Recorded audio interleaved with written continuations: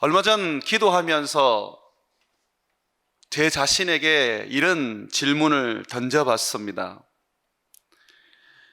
기도 중이었기 때문에 제가 묻는 질문이 마치 성령께서 저에게 묻는 질문 같았습니다. 혁아, 너는 행복하니? 혁아, 너는 지금의 삶을 만족하게 여기니?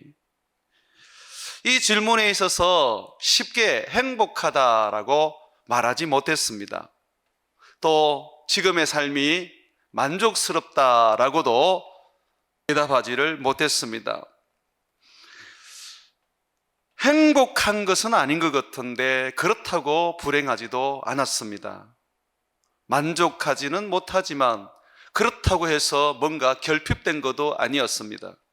그러다 보니 쉽게 행복하다, 만족하다, 좋다라고 말하기가 어려웠던 것입니다. 한참을 머뭇거리면서 대답을 하지 못하고 있을 때에 내 안에서 이런 질문이 또 하나 생겨났습니다. 만약에 네가 과거로 돌아간다면 너는 네 인생을 바꿀 생각이 있느냐 하는 질문이었습니다. 네가 만약에 과거로 돌아가게 된다면 너는 가기를 원하느냐 하는 질문이었습니다. 아주 난데없는 생각이었고 질문이었습니다. 그런데 그 질문에 있어서는 저는 명확하게 대답을 할 수가 있었습니다. 아니요, 아니야. 나는 과거로 돌아가고 싶지 않아요. 아니, 나는 1분이라도 뒤로 돌아갈 생각이 없어 라고 대답을 했었습니다. 그렇게 대답을 하면서 내 마음속에 다시 질문이 던져졌습니다. 그렇다면 너는 지금의 삶에 만족하니? 행복하니? 그 순간 알겠더라고요. 내가 행복하게 느끼지는 못해도, 만족스럽다고 말하지는 못해도 지난 과거로는 돌아가고 싶지 않았기 때문에 지금의 삶이 행복한 거구나. 내가 지금의 삶이 잘 살아왔고 하나님의 축복 가운데 있는 거구나 하는 것을 깨달을 수가 있었습니다. 지난 날을 돌아보면 힘든 삶도 많았고 많은 고난도 많았습니다. 특별히 물질 때문에 힘에 겨운 일들은 적지 않는 고통을 가져왔었습니다. 그래서 지난날로 돌아간다면 그것을 바꿀 수 있는 어떤 기회가 주어진다면 돌아가는 것이 맞지 않을까라고 할 수가 있는데 저는 그렇지 않았습니다. 왜냐하면 힘들었지만 그 힘든 것 가운데에 하나님이 은혜를 주셔서 그 힘든 걸 이기게 되었고, 물질의 어려움으로 인하여서 하루하루 사는 것이 고통스러웠지만 그러나 하나님이 또한 함께 하시고 축복하셔서 그 모든 것을 이길 수가 있었습니다. 제 삶은 지금에 와서야 돌아보니 여전히 힘겨운 건 있었지만 하나님이 함께 한다는 거, 하나님이 도우신다는 거, 하나님께서 그 힘든 것 가운데서 내게 힘 주시고 나를 축복하신다는 것을 저는 확인하고 볼 수가 있었습니다. 사랑하는 여러분, 우리의 인생을 한번 돌아보면 후회할 것도 많고 다시 우리의 삶을 고쳐서 바로 잡고 싶은 것도 많을 것입니다. 그런데 자세히 한번 들여다보십시오. 거기에는 하나님의 손길이 있습니다. 내 힘든 거, 내 고통스러운 거, 내 실수, 내 죄악 속에 하나님께서 함께 하셔서 나를 도우시고 나를 고치시고 나를 회개시켜서 지금 여기에 이 자리에 서게 해 주신 것입니다. 바울이 고백한 것처럼 나의 나 된 것은 하나님의 은혜라는 것이 저절로 고백이 되어집니다. 저는 결코 뒤로 돌아가고 싶지 않습니다. 오히려 빨리 더 내가 가야 할 길을 달려가서 우리 주님 계시는 그곳에 꼬링하고 싶습니다. 그곳에서 주님의 사랑과 위로와 축복과 은혜를 받으며 영생을 누리고 싶습니다. 여기까지 온 것도 하나님의 은혜고, 여기까지 와서 주님을 떠나지 않고 붙잡고 살아가는 그 모습도 제게는 축복입니다. 그러다 보니 결코 이 축복과 은혜를 되돌리고 싶지는 않습니다. 그것이 만족스럽지 않고 그것이 내가 행복하다고 느끼지 않을지라도 주님이 나와 함께한 내 삶의 곳곳의 흔적들은 손대고 싶지 않습니다. 로마서 8장 28절에 보게 되면 우리가 알거니와 하나님을 사랑하는 자 곧 그 뜻대로 부르심을 입은 자들에게는 모든 것이 협력하여 합력하여 선을 이루느니라고 말하고 있습니다. 내가 예수를 믿고 난 다음에 성령을 받은 후 성령과 함께 동행한 지금까지의 내 삶은 어려움도 있었고 괴로움도 있었고 실패도 있고 죄도 짓는 그런 생각도 안 하고 싶은 일들도 있었지만 그럼에도 불구하고 그 모든 것이 협력하여서 지금의 선을 하나님이 이루셨다는 것입니다. 이 자리에 나와서 예배 드리는 것이 우리 하나님이 기뻐하시는 선한 모습이죠. 힘들고 어렵지만 여전히 주님 앞에 엎드려 기도하는 내 삶은 선한 삶입니다. 제가 과거로 돌아가고 싶지 않은 이유 중에 또 하나가 뭐냐면, 내가 살아왔던 삶 속에 힘들 때마다 주님 앞에 엎드려 기도하고 어디를 가야 될지 몰라서 방황할 때도 늘 주님 앞에 엎드려 기도했다는 그 기도의 삶이 있어서 돌아가고 싶지가 않았습니다. 하나님은 내 기도에 응답하셔서 나를 구원하셨고 나를 도우셨고 나를 이끌어 주셨고 나를 축복해 주셨습니다. 그러다 보니 나는 지금까지 많은 고난을 가졌고 힘겨움도 경험했고 병도 얻었지만 그러나 내 영혼이 잘됨 같이 내 모든 삶은 잘된 삶입니다. 오늘 함께 읽었던 본문 말씀에 보면 사랑하는 자여 내 영혼이 잘됨 같이 네가 범사에 모든 일에 잘되라 하는 말씀이 나옵니다. 이 말씀은 얼마나 우리에게 힘이 되는지 모릅니다. 그런데 이 말씀에 대하여 때로는 우리가 오해를 할 때가 있습니다. 범사에 잘되라, 모든 일에 잘되라 하는 이 말씀을 나를 위한 삶이 잘되고 내가 소망하는 삶이 잘 되는 것을 의미한다고 우리는 믿고 있습니다. 그런데 그것은 틀린 해석입니다. 내 영혼이 잘됨 같이 네가 범사에 잘되라 라는 말, 내 영혼이 잘됨 같이 모든 일에 잘되라 라는 말은 주를 위한 모든 일, 주를 위한 나의 모든 삶을 말하는 것입니다. 영혼은 하나님을 바라보고 있고 하나님을 향하고 있고 하나님과 동행하고 있으며 하나님을 기쁘게 하는 삶을 추구합니다.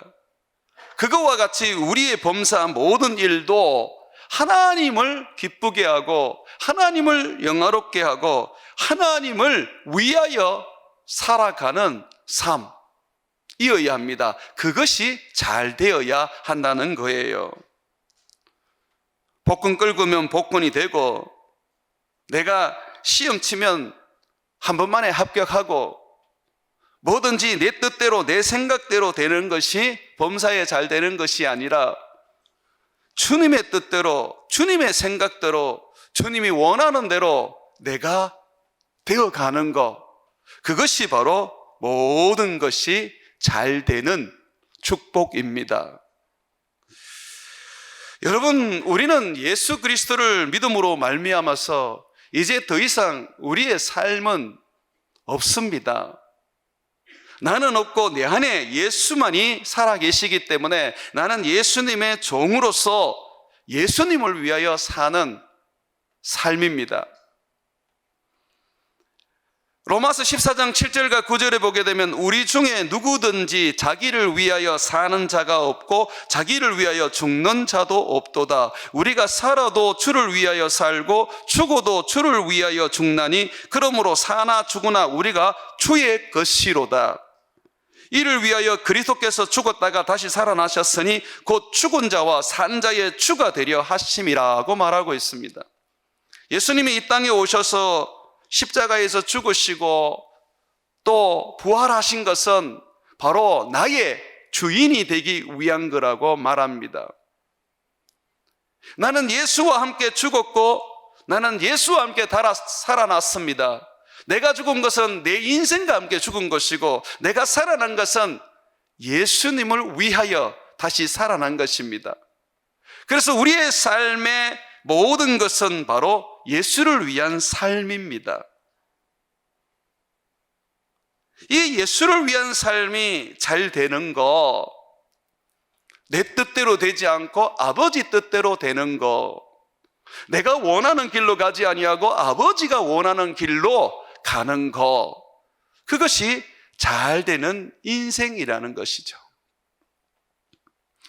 갈라디아서 2장 20절에도 내가 그리스도와 함께 십자가에 못 박혔나니 그런즉 이제는 내가 사는 것이 아니요 오직 내 안에 그리스도께서 사시는 것이라. 이제 내가 육체 가운데 사는 것은 나를 사랑하사 나를 위하여 자기 자신을 버리신 하나님의 아들을 믿는 믿음 안에서 사는 것이라고 말하고 있습니다. 내 원하는 대로, 내 욕심대로, 내 생각대로 사는 것이 아니라 오직 예수를 믿는 믿음으로 예수를 위하여 살아가는 인생, 그것이 바로 나의 인생이고 그 인생이 잘 되어야 한다는 것입니다. 사랑하는 여러분, 요한 3서 1장 2절에 나오는 네가 범사에 잘 되어야 한다는 이 기도의 말씀은 내가 주님 뜻대로 살아가야 하고 주님의 뜻을 이루기 위하여 내가 복을 받아야 한다는 것을 말하는 것입니다. 우리는 예수님을 따를 때에 반드시 두 가지 조건을 통과해야 합니다. 하나는 내 자신을 부인하는 겁니다. 나는 없는 거예요. 자존심도 없고 내 삶의 인격도 없고 내 삶의 꿈도 없고 내 존재도 없어지는 거예요. 나라의 but Christ, 내가 아니라 그리스도가 내 안에 계시게 하기 위하여 우리는 내 자신을 부인해야 합니다. 그리고 두 번째의 조건은 십자가를 져야 합니다. 이 십자가는 예수님이 지신 십자가입니다. 우리의 십자가가 아닙니다. 너희의 십자가를 지라고 했는데 바울은 예수 그리스도의 남은 삶을 그의 십자가라고 고백했습니다. 주님을 위해서 사는 인생, 주님이 고난받고 세상을 구원하기 위하여 십자가에서 죽은 것처럼 우리도 그렇게 살아야 한다고 가르치셨습니다. 그래서 너희는 십자가를 지고 나를 따르라고 하신 것이죠. 이렇게 자기를 부인하고 자기 십자가를 져야지만이 비로소 예수님의 제자로 입문하게 되는 것입니다. 이것이 되지 않는 사람은 아무리 예수님을 주여 주여 하고 불러도 예수님의 제자가 될 수가 없습니다. 수많은 사람들이 예수님을 따라다녔지만 예수님은 그들을 향하여 제자라고 부르지 않으셨습니다. 무리라고 부르셨지요. 다만 자기를 부인하고 자기 십자가를 치고 예수님을 따르는 자들, 그들을 향하여 예수님은 내 제자들, 하나님의 자녀들, 천국의 영생과 상속을 받을 자들이라고 하신 것입니다. 그래서 우리가 내 자신을 부인하고 주님의 십자가를 지게 되면 그때부터는 내 인생은 없고 내 꿈도 없고 내 삶도 없는 겁니다. 오직 내 안에 예수만 계시고 예수의 삶과 예수의 일과 예수의 비전만 있는 거예요. 에베소서 1장 11절과 12절에 보게 되면 모든 일을 그의 뜻의 결정대로 일하시는 이의 계획을 따라 우리가 예정을 입어 그 안에서 기업이 되었으니 라고 말하고 있습니다. 미리 정해진 것이 예정이죠. 우리가 어떻게 미리 정해졌습니까? 주님의 결정대로 살도록, 주님의 계획대로 살도록 예정을 입었습니다. 미리 정해졌습니다. 그래서 우리는 주님의 뜻대로 살아가는, 주님의 계획대로 되어져가는 주님의 기업입니다. 이는 우리가 그리스도 안에서 전부터 바라던 그의 영광의 찬송이 되게 하려 하심이라 하고 했는데, 우리가 주님을 위하여 그의 뜻대로 그의 계획대로 살아가게 되면 결국 우리는 주님의 찬송이 되는 것입니다. 주님의 영광을 위하여 사는 사람들, 그들은 주님의 뜻대로 주님의 계획대로 살아가는 것이죠. 예수님께서 그렇게 사셨습니다. 예수님은 이 땅에 오셔서 나는 내 뜻을 행하러 온 것이 아니고 아버지의 뜻을 이루려고 오셨다고 말씀하셨습니다. 요한복음 6장 38절과 40절에 보게 되면 내가 하늘에서 내려온 것은 내 뜻을 행하려 함이 아니요 나를 보내신 이의 뜻을 행하려 함이니라. 나를 보내신 이의 뜻은 내게 주신 자 중에 내가 하나도 잃어버리지 아니하고 마지막 날에 다시 살리는 이것이니라. 내 아버지의 뜻은 아들을 보고 믿는 자마다 영생을 얻는 이것이니 마지막 날에 내가 이를 다시 살리리라 하셨습니다. 예수님은 자기의 영광을 위하여, 자기의 뜻을 이루기 위하여 오신 분이 아닙니다. 예수님은 자기의 생각과 자기의 비전과 자기의 꿈을 다 내려놓고 오직 아버지의 비전과 아버지의 생각과 아버지의 뜻을 이루기 위하여 이 땅 가운데에 오셨고 사셨습니다.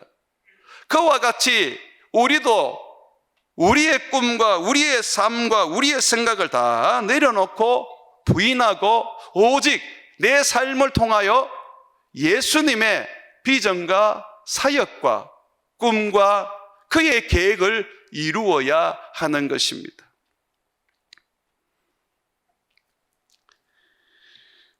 한편으로는 너무 억울합니까?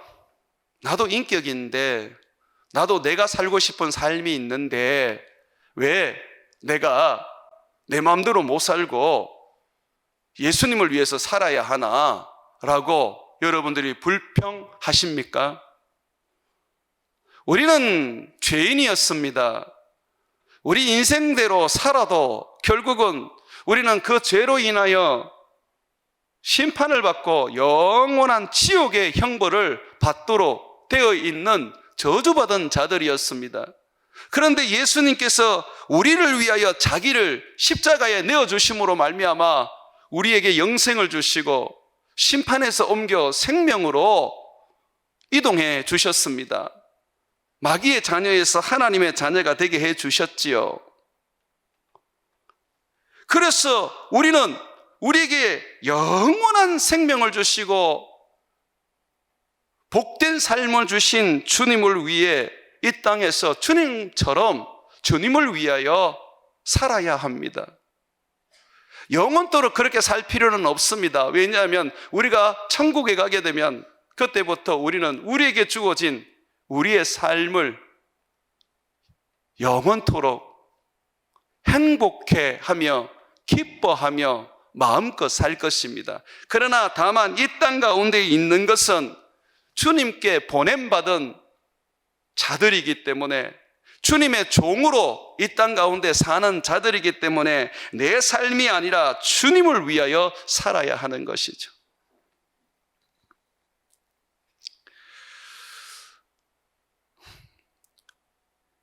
아브라함도 고향 메소포타미아에서 행복하게 잘 살았습니다.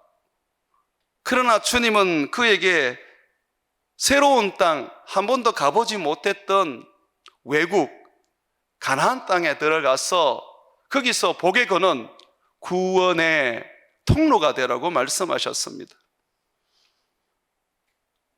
그의 인생은 하루아침에 자기를 위한 삶을 버려야 했고, 주님의 말씀을 쫓아서 주님의 말씀을 이루는 인생이 되어야만 했습니다.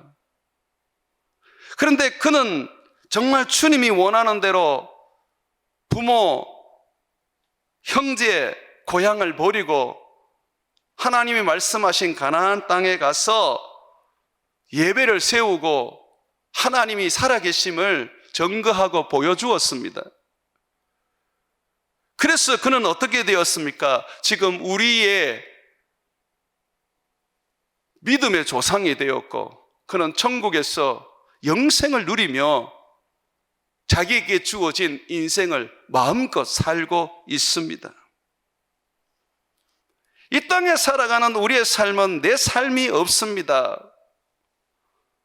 내 자녀도 하나님의 것이요, 내 기업도 하나님의 것이요, 내 목숨도 하나님의 것입니다. 그것이 예수 믿는 사람들의 고백이고, 예수님을 주여 주여라고 부르는 그 부름에 합당한 삶입니다. 말로만 예수님을 향하여 주여 주여 부르면서 주님을 위하여 사는 인생은 한 개도 없고, 주님의 종으로서 살아가는 인생은 하나도 없으면서 주여 주여 부른다는 것은 참으로 어리석은 종교이지요. 사랑하는 여러분, 여러분의 모든 삶은, 여러분의 모든 일은 주를 위한 일이 되어야 합니다. 먹든지 마시든지 무엇을 하든 간에 다 주를 위하여 살아야 합니다. 그래서 여러분들이 주를 위하여 사는 모든 삶, 그것이 일이든 자녀를 키우는 일이든, 그것이 교회를 섬기는 일이든, 그것이 선교하는 일이든, 그것이 이웃과 더불어 사는 일이든 간에 상관없이 다 주를 위한 삶이 되어야 합니다. 이렇게 우리의 삶이 주를 위한 삶이 되기 위해서는 하나님의 은혜와 복이 절대적으로 필요합니다. 왜냐하면 내 힘으로, 내 능력으로 주를 위하여 살기는 너무나도 어렵고, 또 그렇게 살 수 있는 능력과 권세가 없기 때문입니다. 세상의 임금 마귀가 끊임없이 우리를 공격하고 참소하고 삼키려고 달려들기 때문에 우리는 늘 무기력하게, 무능력하게 좌절하고 낙심하고 실패하는 삶을 살게 됩니다. 주를 위하여 뭔가 이루고 주의 영광을 위하여 뭔가 일을 하려면 절대적인 하나님의 은혜가 없이는 안 됩니다. 아브라함을 보십시오. 그가 가정에 318명이나 되는 군사를 거닐고 있었지만, 그러나 가나안 땅에서 늘 힘겨움과 그리고 두려움 속에 살았습니다. 흉년을 피해서 이집트로 잠시 피난을 가기도 하고, 자기 아내를 누이라고 속여서 자기 생명을 부지하려고 애쓰는 그런 일도 하기도 했었지요. 그렇지만 여러분 보십시오. 아브라함이 그 가나안 땅에서 두려움 속에서 또는 많은 어려움 속에서 살았지만, 하나님이 그와 함께 하셨기 때문에 이집트 왕이 그를 손댈 수가 없었고, 그의 아내를 완전히 빼앗을 수도 없었습니다. 이삭 같은 경우에는 흉년 속에서도 100배의 복을 받는 하나님의 역사가 일어났었습니다.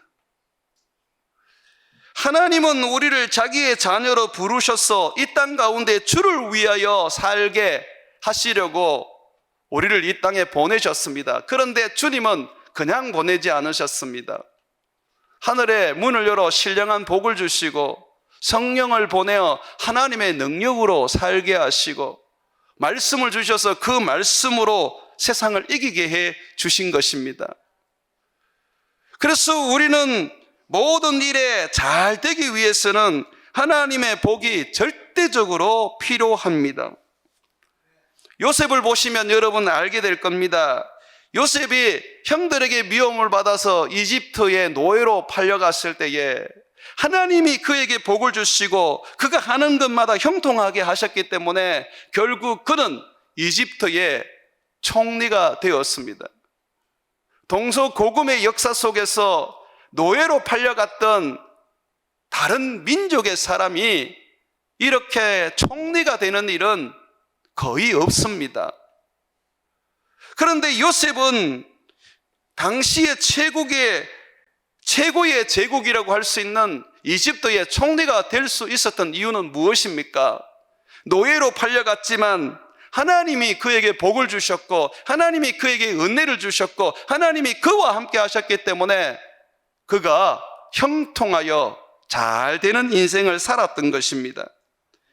창세기 39장 3절에 보게 되면 요셉의 주인이 여호와께서 그와 함께 하심을 보며 또 여호와께서 요셉의 범사의 모든 일에 형통하게 하심을 보았더라고 말합니다. 또 그가 모함을 받아가지고 지하 감옥 정치인 수용소에 갇혔어도 하나님은 동일하게 그에게 복을 주셨습니다. 창세기 39장 23절에 간수장은 요셉의 손에 맡긴 것을 무엇이든지 살펴보지 아니하였으며 이는 여호와께서 요셉과 함께 하심이라 여호와께서 그를 범사에 형통하게 하셨더라고 말하고 있습니다. 하나님께서 나를 구원하셨고 주님께서 나에게 자기의 일을 맡겨서 이 땅 가운데 보내셨습니다. 그러므로 우리가 하나님의 일을 할 때에 우리가 하나님을 위하여 살아갈 때에 하나님은 우리에게 요셉과 같은 형통한 복을 주셔야 합니다. 그래야 우리가 잘 되고 우리 하나님의 뜻을 이룰 수가 있는 것이죠. 우리가 잘 아는 이 야베스도 보면 하나님을 위하여 살려고 할 때에 하나님은 그에게 복을 주셔서 하나님을 위해 살 수 있도록 은혜를 베풀어 주셨습니다. 야베스란 이름은 고통이란 이름입니다. 그 어머니가 어떤 고통을 가지고 있었는지 모르지만 이 야베스를 놓을 때에 참 고통스럽게 이 아들을 낳았습니다. 그래서 그 아들 이름을 고통이라 하여 야베스라 부르게 되었는데 이 야베스는 자라면서 주님 앞에 한 가지 기도가 있었습니다. 주여 내 지경을 넓혀주세요. 주님께서 내게 복을 주시려면 내 지경을 넓혀주세요. 그리고 나로 하여금 환난에서 벗어나 근심이 없게 해주세요 라고 했었습니다. 여기서 지경을 넓혀달라는 것은 하나님 내 조상들이 여호수아를 통하여 분배받은 가나안 땅, 그 중에서 나의 몫으로 주어진 이 땅 너무 하나님 빈약하고 초라합니다. 이걸 넓혀주십시오. 제가 삼림이라도 개척할 것이고 가나안 사람이라도 쫓아내어서 주님 이 땅을 넓혀갈 것입니다. 주님이 내게 주신 기업이니까 내가 이 기업을 주님 확장해 나가겠습니다. 그러니 주님 복을 주옵소서. 주님의 복이 없으면 이 일을 할 수가 없습니다 라고 했던 것입니다. 환난에서 벗어나 근심이 없게 해달라는 것은 그가 정복전쟁을 할 때에 가나안 사람들을 쫓아낼 때에 하나님의 말씀대로 그 가나안 땅을 그가 빼앗을 때에 그 전쟁으로 인하여 일어나는 많은 환난과 근심이 끝나게 해달라는 것입니다. 승리하게 해달라는 것입니다. 야베스가 받는 환난은 주님의 뜻을 위한 환난이었습니다. 바울이 복음 전하기 위하여 많은 환난과 고난과 핍박을 받은 것처럼 말입니다.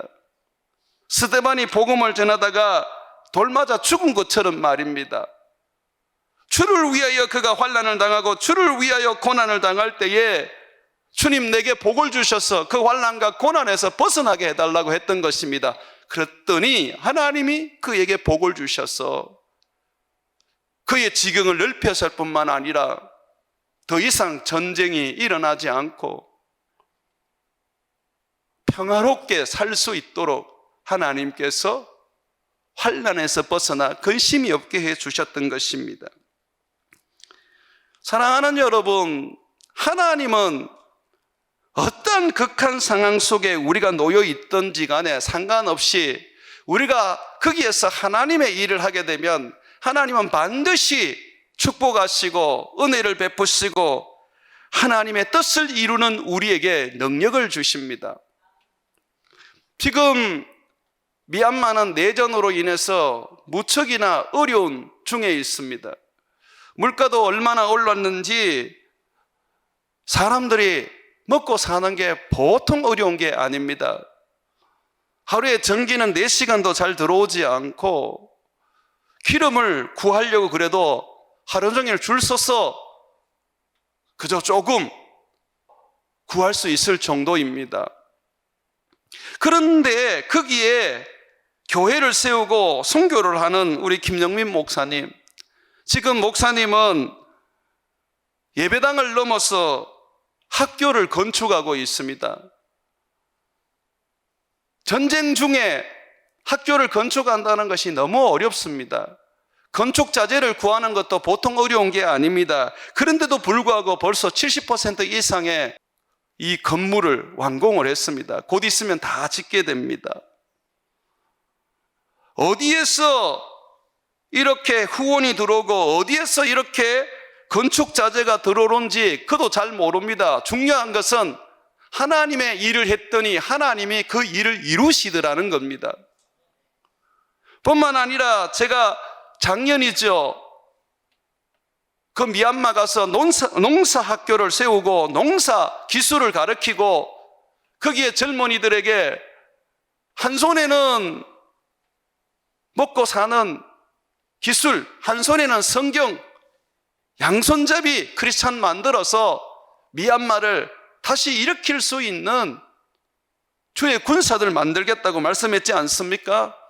이번에 의성 후평교회, 정말 작은 시골교회인데 거기 70세 넘으신 장로님과 목사님이 4가정이 가셔가지고 거기에 비닐하우스 지어서 그 비닐하우스도 대나무로 지었습니다.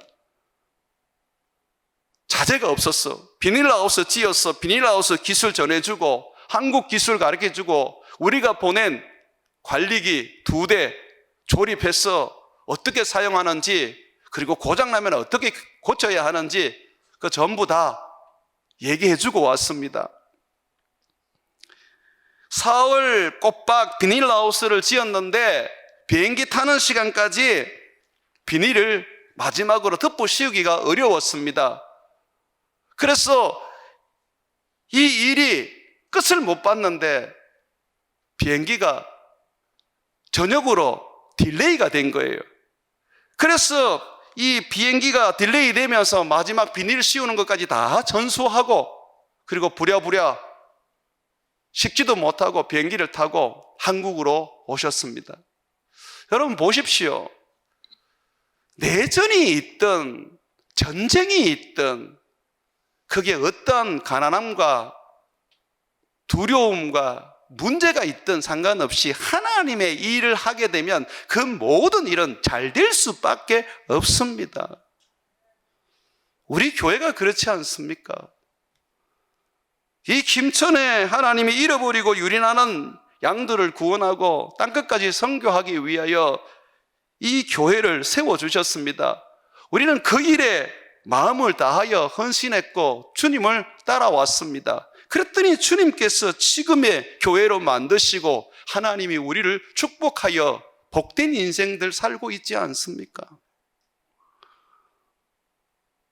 우리의 선교는 중국에서 시작했지만 그 중국이 티베트로 이어가고 티베트에서 캄보디아, 미얀마로 흘러가고 그리고 태국과 인도네시아까지 확장이 되었지 않습니까? 그리고 지금은 카자흐스탄까지 우리는 깃발을 꼽았습니다. 김천에서 개척한 지 10년도 안 되는 교회가 그런 일을 했다고 하면 사람들은 믿지를 않습니다. 그런데 이것은 우리가 보여주는 살아있는 하나님의 역사입니다.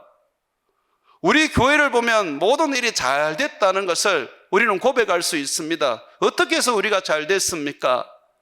우리가 주의 일을 했기 때문이죠. 모든 일이 잘 되기를 기도하는 것은 내가 잘 되는 것을 기도하는 게 아닙니다. 주님의 뜻이 이루어지고 주님의 나라가 잘 되고 주님의 백성들이 잘 되는 것을 기도하는 것입니다.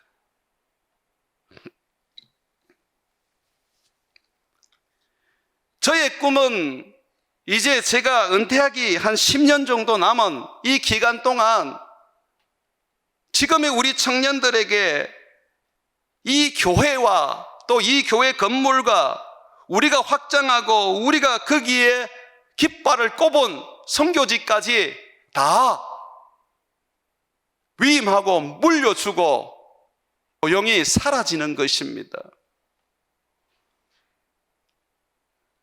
하나님께서 오래 살도록 하시는 것은 오랫동안 일하라고 살게 하시는 게 아닙니다. 사람을 키우라고 하나님이 오래 살게 하는 겁니다.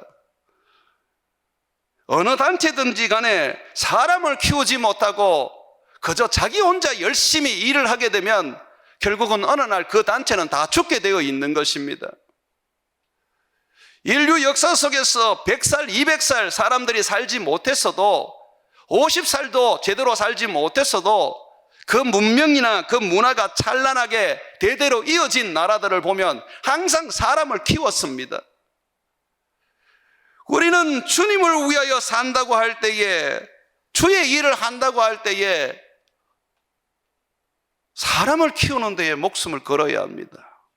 어떤 돈이 들어가든 어떤 수고가 들어가든 어떤 희생이 들어가든 거기에 우리는 마음을 쏟아야 합니다. 그럴 때에 하나님이 잘 되게 하시고 형통하게 하시고 복을 주시는 것입니다. 복받을 일을 해야 복을 받지요. 하나님의 일을 하게 되면 하나님이 놀라운 복을 주십니다.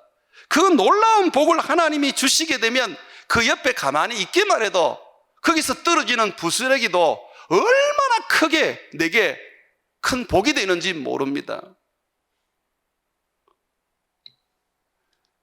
사랑하는 여러분, 먼저 그의 나라와 그의 의를 구하십시오. 그러면 이 모든 것이 여러분들에게 더하여질 것입니다. 하나님이 하시는 일은 꼭 우리를 필요로 하지 않습니다. 우리가 없어도 됩니다. 그럼에도 불구하고 하나님이 우리를 사용하시는 것은 우리가 아브라함처럼 복의 통로가 되기를 원하기 때문입니다. 나 때문에 이 김천이 복을 받고, 나 때문에 이 민족이 복을 받고, 나 때문에 미얀마가 복을 받고, 나 때문에 캄보디아가 복을 받고, 나 때문에 카자흐스탄이 복을 받기를 원하는 것입니다. 그게 우리가 이 땅을 살아가는 이유고 주님의 제자로서 보내진 이유인 거죠. 그래서 주를 위한 모든 일이 잘 되고 복을 받기 위해서는 첫 번째로 모든 일에 하나님을 인정하셔야 합니다. 내가 고난을 당하기도 하고, 내가 병들기도 하고, 내가 망하기도 하고, 내가 많은 부분에서 사람들과 오해 속에서 불편하게 살아가기도 하는데, 그런데 그 모든 것 가운데에 하나님을 인정하시라는 겁니다. 하나님이 나를 성장시키기 위하여, 하나님이 나를 키우시기 위하여, 하나님이 나를 축복하시기 위하여, 하나님의 나를 연단하시기 위하여 하시는 일이라고 믿으라는 것입니다. 잠언서 3장 6절에 보게 되면 너는 범사의 모든 일에 하나님을 인정하라. 그리하면 너의 길을 지도하리라고 하셨습니다.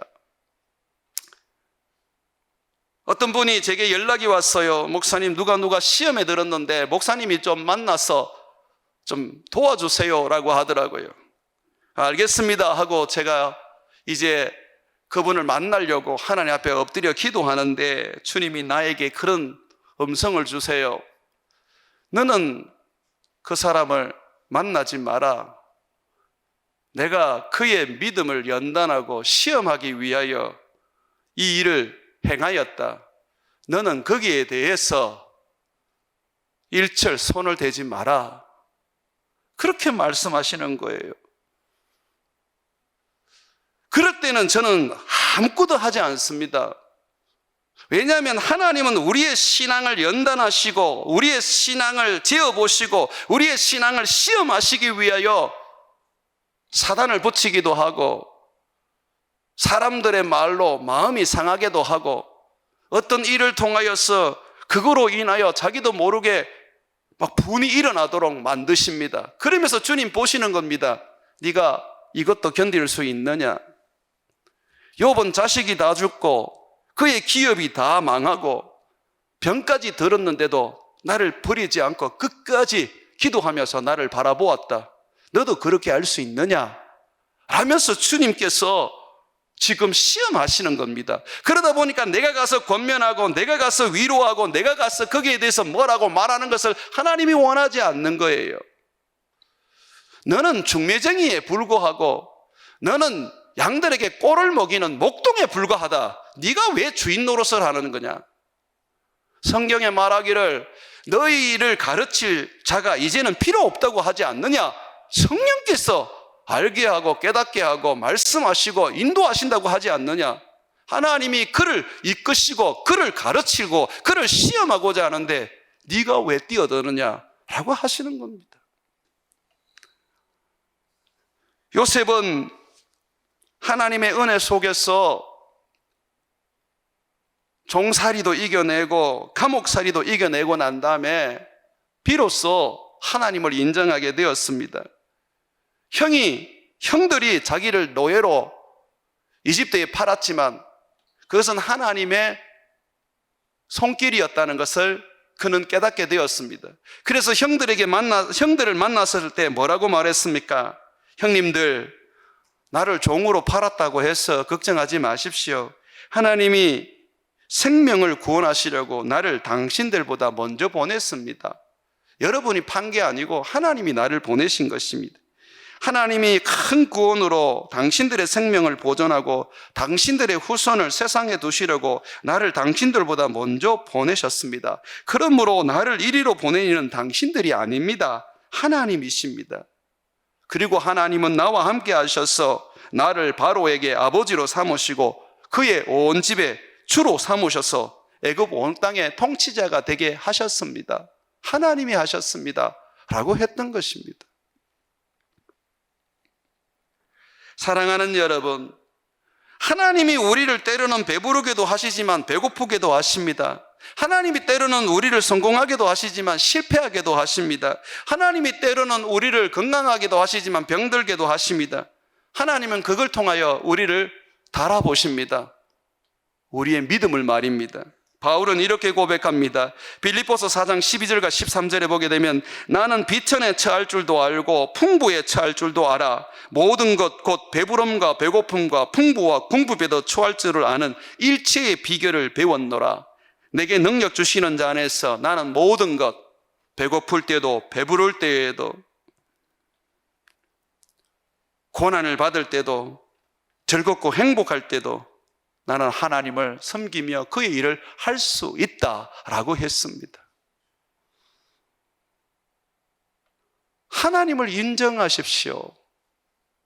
만약에 여러분들을 하나님께서 사랑하지 않으면 이 고난도 주시지 않고 어려움도 주시지 않는 것입니다. 그런데 사랑하기 때문에 주님이 망하게도 하시고 병도 들게도 하시고 사람과의 관계 속에서 미움도 생기게 하시는 겁니다. 그러고 난 다음에 주님이 탁 보시는 겁니다. 자, 어떡할 거니? 망하고 있을래? 미워하는 그대로 살래? 지금처럼 자빠져서 일어나지 못하는 그 자리에 머물러 있을래? 그러면 믿음이 아니지 않느냐? 의인은 믿음으로 살아라 그랬는데 망했으면 일어나서 다시 성공의 길로 걸어가야 되고, 미워했으면 기도해서 그 사람을 사랑해야 되는 거고, 안 되면 되게 만들어야 되는 거 아니냐? 너의 믿음이 어디 있느냐? 라고 주님이 말씀하시는 것이죠. 두 번째로, 주의 일을 우리가 하면서 잘 되는 복을 받기 위해서는 모든 일에 하나님께 감사해야 됩니다. 좋은 일에만 감사하고 잘 되는 일에만 감사하는 것이 아니라 망하는 일에도 감사하고 사람과 원수되게 된 일도 감사하고 병든 일도 감사해야 되는 겁니다. 데살로니가 전서 5장 18절에 범사에 감사하라, 모든 일에 감사하라고 했습니다. 이것이 그리스도 예수 안에서 너희를 향하신 하나님의 뜻입니다. 예수 한 분으로 말미암아 너는 만족하니? 네가 병들어도, 네가 망해도, 네가 지금 어려움을 겪어도 예수 한 분 때문에 너는 감사할 수 있니? 라고 묻는 것입니다. 뿐만 아니라 우리가 주를 위한 모든 일에 복받는 삶을 살기 위해서는 모든 일에 헌신해야 합니다. 가만히 있다고 하나님의 일이 이루어지지 않습니다. 안 되면 되게 하고, 망하면 다시 일어나서 도전해야 되고, 하나님을 위해서 살아야 합니다.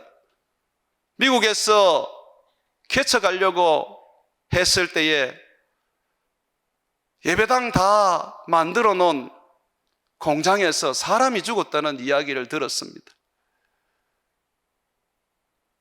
한 번도 공장을 하면서 그런 일이 없었다고 하는데 교회를 하려고 그러니까 사단이 역사해서 사람이 죽은 거예요.